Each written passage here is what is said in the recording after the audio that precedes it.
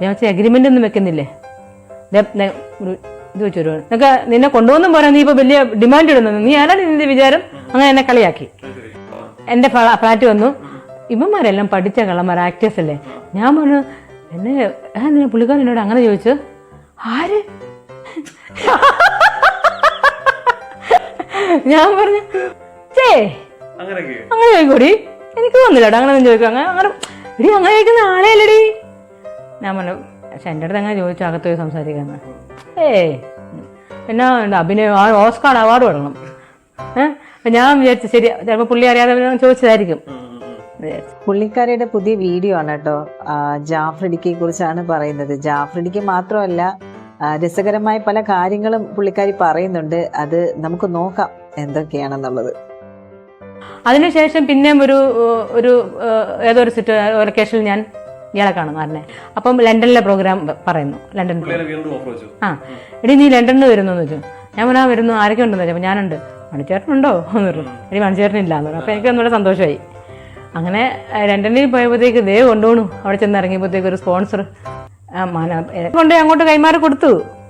ലണ്ടനിൽ ചെന്നപ്പോഴത്തേക്ക് നീ ആ കാറിലോട്ട് കയറി പോക്കോളാൻ പറഞ്ഞു. ഞാൻ പറഞ്ഞു നിങ്ങൾ നീ കയറി പോകുന്നുണ്ടോ? കയറി പോകാൻ നോക്കോ, ഞങ്ങൾ പുറകെ വരും ഇങ്ങനെ പറയുന്നേ. അപ്പൊ ഞാൻ തന്നെ കയറിയപ്പോൾ എനിക്ക് വല്ലാത്തൊരു, ഞാനൊരു ലേഡി തന്നെ. അപ്പോൾ പറഞ്ഞു എന്താ പേടിയാ? ഞാൻ ഇല്ല, എല്ലാവരും ഒരുമിച്ച് എല്ലാവരും അതെ എല്ലാവരും പലയിടത്തായിട്ടാണ് അക്കോമഡേഷൻ. കുറച്ച് ഒരു 7-8 സ്റ്റേജ് ഷോ ഉണ്ടായിരുന്നു. കേരളത്തിലെ കാര്യങ്ങൾ കഴിഞ്ഞു. അടുത്ത പുള്ളിക്കാരി ലണ്ടനാണ് പിടിച്ചിരിക്കുന്നത് കേട്ടാ. ഇനിയിപ്പോ ലണ്ടനിലാണ് യാത്ര. ലണ്ടനിലെ സംഭവ വികാസങ്ങളാണ് ഇനി പറയാൻ പോകുന്നത്. എൻ്റെ അടുത്ത് 12 സ്റ്റേജ് എന്ന് ആദ്യം പറഞ്ഞത്. എന്നിട്ട് ഒരു സ്റ്റേജിന് 50,000 റുപ്പീസ് എന്നൊക്കെ എന്നോട് ആദ്യമേ പറഞ്ഞത്. ഞാൻ വെച്ചാൽ എഗ്രിമെൻ്റ് ഒന്നും വെക്കുന്നില്ലേ? ഇത് വെച്ചു വരുവാണ് നിനക്ക് നിന്നെ കൊണ്ടുവന്നും പോരാ, നീ ഇപ്പോൾ വലിയ ഡിമാൻഡ് ഇടുന്നത്, നീ ആരാണ് നിന്റെ വിചാരം? അങ്ങനെ എന്നെ കളിയാക്കി. അവള് ഓക്കെ എഗ്രിമെന്റ് വേണത്ര. എന്നിട്ട് അങ്ങനെ തന്നെ എല്ലാ മറ്റേടവും എന്നെ കളിയാക്കൊക്കെ ചെയ്തു. ഞാൻ അത് കുഴപ്പമൊന്നുമില്ല, എനിക്ക് പിന്നെ പൈസയൊക്കെ അവളെ കഷ്ടപ്പെട്ട് ഡാൻസ് കളിച്ചിട്ട് പൈസയൊക്കെ തന്നേക്കണം കേട്ടോ, റിമ്യൂണേഷനൊക്കെ തന്നേക്കണം അല്ലേ? നമ്മളത് ഉദ്ദേശിച്ചിട്ടില്ല പോണത് കളിക്കാനായിട്ട്. പാട്ട് പാടി ഡാൻസ് കളിച്ചു, സ്കിറ്റ് ചെയ്തു. പിന്നെ വേറെ എന്തിനോട് ഇങ്ങനെ വാഗപ്പൂമണം ചൂട് അവരില്ലേ, അതിനകത്ത് വിധുബാലനെ പോലെ പൂവൊക്കെ വെച്ചിട്ട് ഇങ്ങനെ ഇങ്ങനെ കിടന്നിങ്ങനെ അഭിനയിച്ച അവളുടെ പാട്ടിനൊത്ത്. അപ്പോൾ 4 ഐറ്റം ആയില്ലേ? അതൊക്കെ അവിടെ ചെന്നപ്പോൾ ഇദ്ദേഹം എന്നെ 5 സ്റ്റാർ ഹോട്ടലിൽ കൊണ്ടുപോയി. ഇയാൾ എന്നെ 5 സ്റ്റാർ ഹോട്ടലിൽ കൊണ്ടുപോയി. ഇല്ലില്ല, ഇയാൾ എന്നെ 5 സ്റ്റാർ ഹോട്ടലിൽ കൊണ്ടുപോകണം. അവിടെ കൊണ്ട് നല്ല ഉഗ്രമാണ്, അടിപൊളി റൂമൊക്കെ, സൂപ്പർ റൂം. അപ്പം എനിക്കൊരു ശ്വാസം മുട്ടില്ല, എന്താ എനിക്കൊരു ഫ്രഷ് എയർ കയറാന്ന് പോലെ ഒരു സൈക്കാട്രിക് പ്രോബ്ലം പോലെ വരും. ഇദ്ദേഹം ഈ സൂട്ടും കോട്ടും ഇട്ട സ്പോൺസർ വന്നു. എന്നിട്ട് ഇങ്ങനെ കഥകൾ കുറ്റിടുക. പുള്ളിക്കാരിക്ക് നല്ല ഡിമാൻഡാണ്. ഓരോ പ്രോഗ്രാമിന് 50,000 രൂപ വേണമെന്നാണ് പുള്ളിക്കാരി നിർദ്ദേശം കൊടുത്തിരിക്കുന്നത്.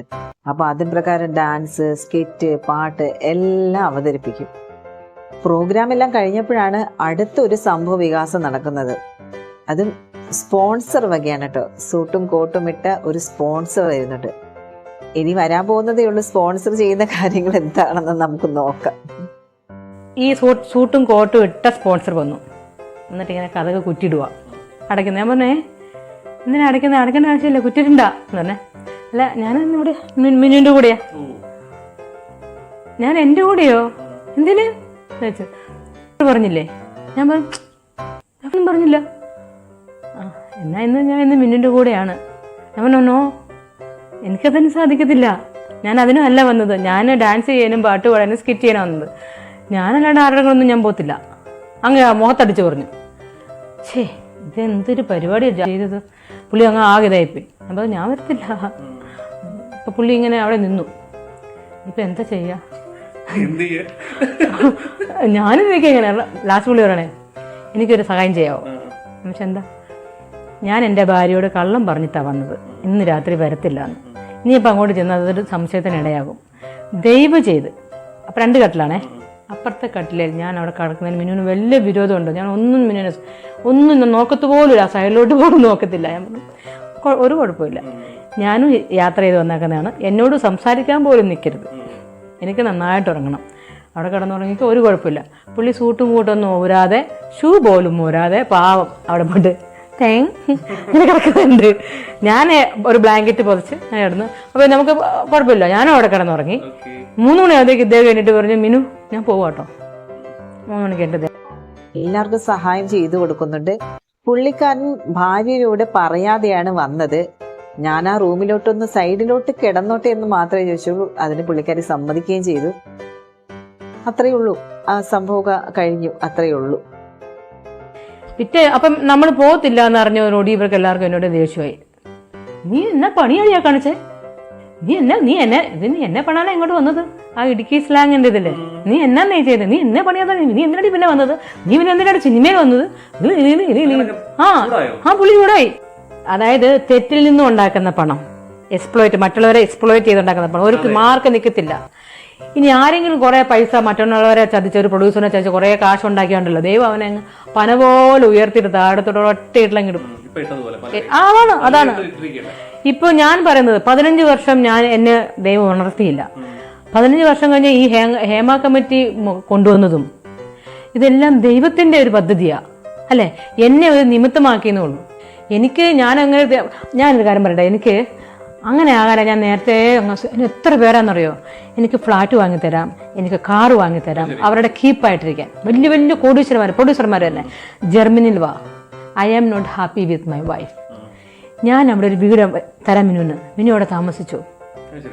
ഞാൻ ആ ഓഫർ എടുത്തിട്ടില്ല. കാരണം നമ്മൾ ഒരു പെണ്ണിൻ്റെ കഞ്ഞി പാറ്റായിരിക്കുന്നത്. ഒരു അയാൾക്കൊരു ഭാര്യ ഉള്ളതാ. ആ ഭാര്യ സഹകരിക്കുന്നില്ലെങ്കിൽ അതെൻ്റെ തെറ്റല്ല, അത് അയാളുടെ എന്തെങ്കിലും കുറവുണ്ടായിരിക്കും എന്നും പറഞ്ഞാൽ ഒരിക്കലും ഞാൻ ഒരു പുരുഷന്മാരെയും ഭാര്യമുള്ള ഒരു പുരുഷന്മാരോട് ഞാൻ ഫ്രണ്ട്ഷിപ്പ് ആകത്തില്ല. ഫ്രണ്ട്ഷിപ്പ് ആവും, ഹായ് അത്രേ ഉള്ളൂ. എന്തൊക്കെയായാലും ശരി തന്നെ. ഇവരെ കുറിച്ച് ഇപ്പൊ സോഷ്യൽ മീഡിയ ഫുള്ളും നിറഞ്ഞു നിൽക്കുവാണ്. പക്ഷെ പുള്ളിക്കാരി പറയുന്ന പല കാര്യങ്ങളും ചിലപ്പോൾ സത്യമായിരിക്കാം. നമ്മൾ എല്ലാം ഒന്നും അങ്ങോട്ട് കണ്ണടച്ചിരിക്കണം. പക്ഷെ ഇപ്പം ഇവര് എല്ലാ ചാനലിലും ഇങ്ങനെ വീഡിയോസ് ഇന്റർവ്യൂ കൊടുത്തുകൊണ്ടിരിക്കുന്നതിനെ ഒരു പരിഹാസം പോലെയാണ്. ഇവര് പരിഹാസ കഥാപാത്രം പോലെ ആയിരിക്കുകയാണ് മീനു മുനീർ. ഭയങ്കര രംഗത്ത് വരുന്നു, അല്ലെങ്കിൽ മറ്റൊരു നടി മാത്രം രംഗത്ത് വരുന്നു. ആയിരക്കണക്കിന് പെൺകുട്ടികൾ ഇങ്ങനെ കരഞ്ഞു. അവർക്ക് ഇതുപോലെ പറഞ്ഞു. അവരിൽ നിന്ന് ഞാൻ പറയുന്നത് കേട്ട് അവർ ദൈവമേ നന്ദി പറയുന്നുണ്ടാക്കി. എനിക്കറിയാം. എനിക്ക് പറയാൻ പറ്റുന്നില്ല. ഓരോന്നൊക്കെ നമുക്ക് കാണും, ചങ്ക് പൊട്ടി പോവാ. ഏതോ ഒരു ഫിലിം ലൊക്കേഷൻ ചെന്നപ്പോൾ അവരുടെ അമ്മേനെയും മകളെയും ഒരു റൂമിൽ കൊണ്ടിട്ടിട്ട് എല്ലാവരും, ക്യാമറമാനും ലൈറ്റും ബോയ്സും എല്ലാവരും വന്നിട്ട് ഇതുവരെ അവരെ ഡയറക്ടറെ കാണിച്ചില്ല. ദിവസവും അവരെ വന്ന് മാറി അവരെ എന്നിട്ട് അവർ പറയാം, ഞങ്ങൾക്ക് എങ്ങനെയെങ്കിലും ഇവിടെ നിന്ന് പോകണം, 5 പൈസ ഇല്ല എന്ന് പറഞ്ഞപ്പോൾ ഞാനാണ് അവരെ സഹായിച്ചത്. അവരോട് അപ്പം തന്നെ പോയി. അങ്ങനെ ചൂഷണം ചെയ്തവരുണ്ട്. സിനിമയിൽ അഭിനയിപ്പിക്കാം എന്ന് പറഞ്ഞ് ഒരു ഹോട്ടലിൽ കൊണ്ടുപോയി അവരെ കടത്തി. ഇനി വേറൊരു കാര്യം, ഈ അടുത്തിടെ നടന്ന സിനിമയിൽ ഒരു സ്ത്രീയെ കൊണ്ട് നിർത്തിയിരിക്കുകയാണ് ബലിയാടായിട്ട്. ഇവരുടെ സിനിമ നടക്കുമ്പം ഇവർക്ക് മെസ്സിന് 20,000 വേണം ഒരു ദിവസം. അതിന് ഇവർക്കൊരു പ്രൊഡ്യൂസറെ വേണം. ആ 20,000 വേണം മാത്രം. അയാൾ വന്ന് 20,000 തരുന്നു. അന്നത്തെ ആ ഫുഡിൻ്റെ കാര്യങ്ങളെല്ലാം റെഡിയാവുന്നു. അതിനുവേണ്ടി ഈ പാവം കുട്ടി, ഈ ബലിയാടി കുട്ടീനെ എല്ലാവരും ഡെയിലി അതിനായിട്ട് ഉപയോഗിക്കണം. ഒരു പെൺകുട്ടീനെ അതിനെ നിർത്തിയിരിക്കുകയാണ്. ഇത് എന്തൊരു ക്രൂരത നടക്കുന്നത്. നിങ്ങൾ അറിയണം. ഇനിയെങ്കിലും എനിക്ക് പറയാനുള്ളത്, എവിടെ ലൊക്കേഷൻ ഉണ്ടായാലും അവിടെ നമ്മുടെ ഗവൺമെന്റ് അവിടെ ഇടപെടണം. നമ്മുടെ ജനങ്ങളോട് അവിടെ ആരൊക്കെയാണ്, ഇന്ന റൂമിൽ ആരൊക്കെയാണ് ഉണ്ടാകണം. ഇനിയും ഒരു പെണ്ണിനെയും ആരും ചൂഷണം ചെയ്യരുത്. എനിക്ക് അത്ര. കാരണം എനിക്കും ഉണ്ട് ഒരു മകൾ. അള്ളാഹു കൂടെ നമ്മുടെ കൂടെ ഉണ്ടെങ്കിൽ ആരെ പേടിക്കാൻ? അള്ളാഹു ഈസ് സഫിഷ്യൻറ്റ് ഫോർ മീ. അള്ളാഹു മാത്രം മതി. സർവശക്തനായ ദൈവം മാത്രം മതി. എനിക്ക് ആരും വേണ്ട. എനിക്ക് ആരെയും പേടിയില്ല, ഒരു പുല്ലിനെയും പേടിയില്ല. നീതി. സിനിമ ഇൻഡസ്ട്രിയാണ്. നമ്മൾ ഓൾറെഡി ഹേമ കമ്മിറ്റി റിപ്പോർട്ട് പുറത്തു വന്നപ്പോൾ തന്നെ ഒരുപാട് കാര്യങ്ങൾ കേട്ട് കഴിഞ്ഞു. അവർ പറയുന്നതിൽ തെറ്റാണ് എന്ന് നമുക്ക് മുഴുവനായിട്ടും അങ്ങ് സമ്മതിക്കാൻ പറ്റില്ല. കാരണം സത്യം കാണും, അതിലെന്തെങ്കിലും സത്യം കാണും. പിന്നെ ഇവരാണെങ്കിൽ എല്ലാം പച്ചയ്ക്ക് തുറന്നു പറയുന്നുണ്ട്. എല്ലാ കാര്യങ്ങളും, തനിക്ക് അനുഭവപ്പെട്ട എല്ലാ കാര്യങ്ങളും പച്ചയ്ക്ക് തന്നെയാണ് തുറന്നു പറയുന്നത്. അപ്പൊ മേ ബി അതുകൊണ്ട് തന്നെ സപ്പോർട്ടും ഉണ്ടാകും, വിമർശനവും ഉണ്ടാകും. ഏറ്റവും കൂടുതൽ വിമർശനം തന്നെയായിരിക്കും. കാരണം ഇവരെല്ലാം തുറന്നു പറയുന്നത് കൊണ്ട്. കാരണം അവർക്ക് അനുഭവപ്പെട്ട കാര്യങ്ങളാണ് അവർ തുറന്നു പറയുന്നത്. പിന്നെ ഇവർ പറയുന്നത് തന്നെ പല പെൺകുട്ടികളെ ഇതുപോലെ ഒരു സിറ്റുവേഷനിൽ നിന്ന് ഇവർ രക്ഷപ്പെടുത്തിയിട്ടുണ്ട്. അവർക്കും ഒരു മകളാണുള്ളത്. അപ്പൊ ആ ഒരു സിറ്റുവേഷനിൽ അവർക്ക് ചെയ്യാൻ പറ്റുന്ന കാര്യങ്ങൾ ആണ് അവർ ചെയ്യുന്നത്.